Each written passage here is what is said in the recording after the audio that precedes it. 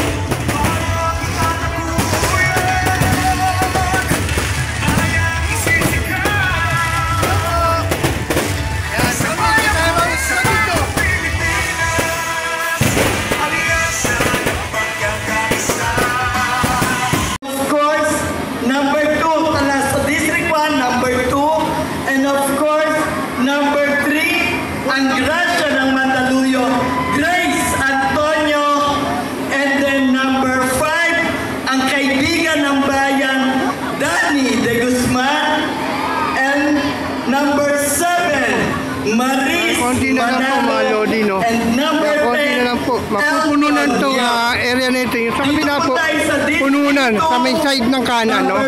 Dito pa kaliwa, konti na lang po siya. Ayan, tuloy-tuloy na lang po ang pagpasok.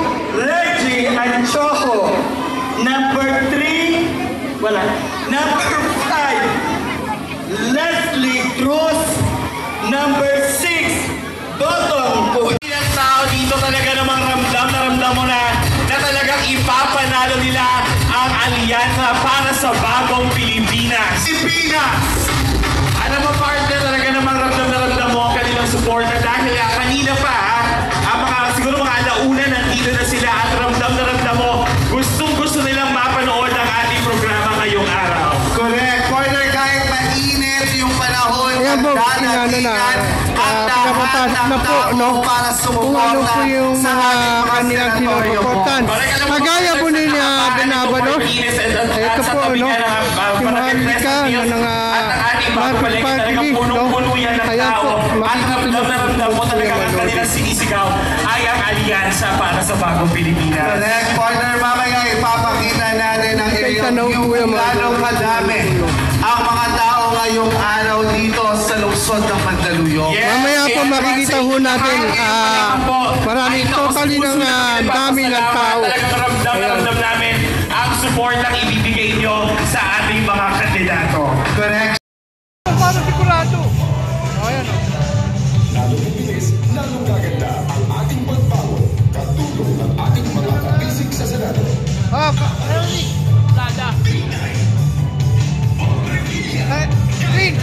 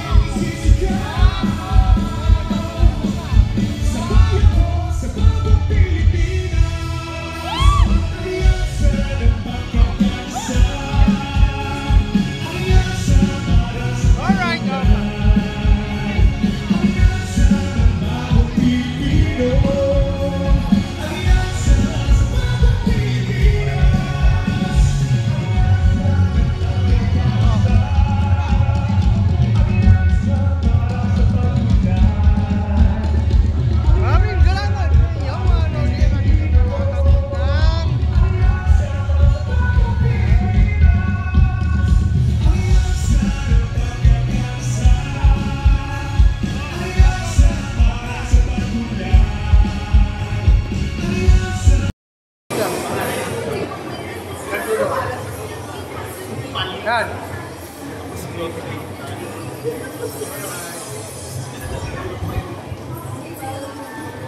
Yan ang boto natin yan.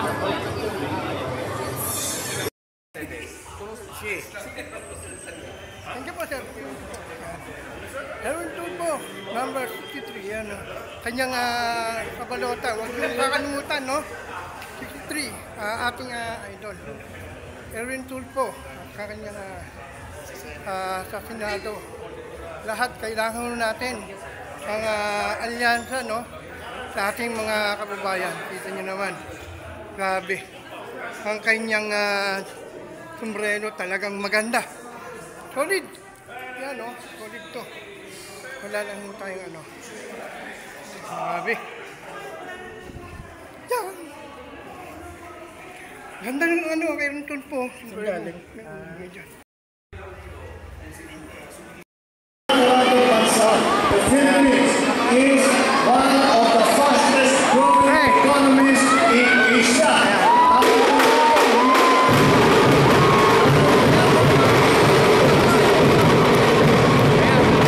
Marami po sinisiguro po natin may epekto. marami iyak na naman yan, Tol.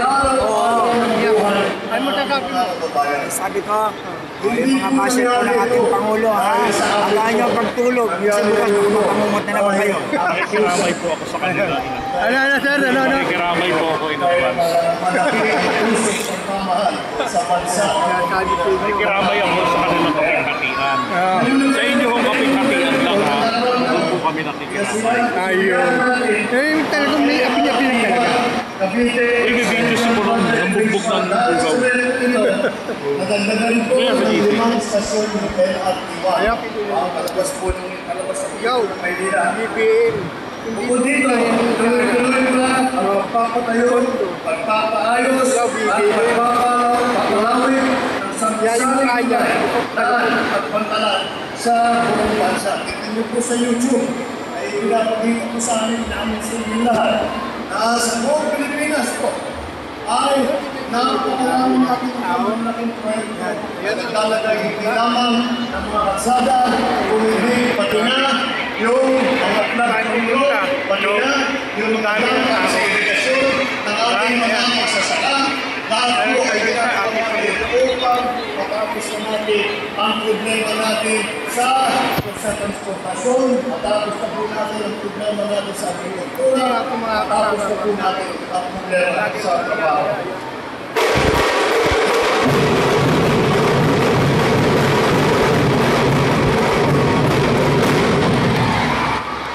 Dahil po hindi lamang ang ganda. At bilang isang pamilya ninyo, kaya po, kaya pinagawa ko sa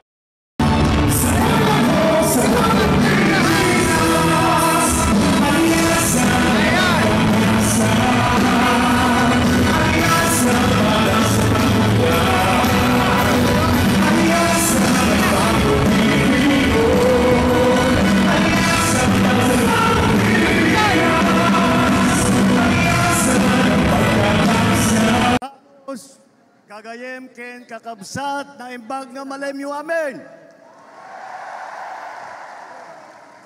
Parang mahirap makapaniwala na nandito na naman tayo sa kampanya.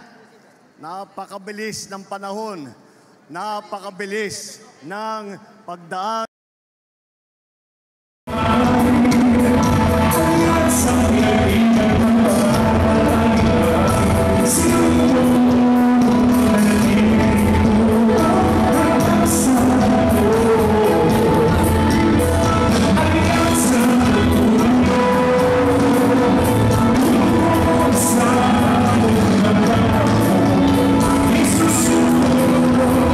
Sa mundong ito, mga kapatid, maraming landas, maraming timi, pero isang puso, isang diwa, tayo'y mahal sa People's Developer.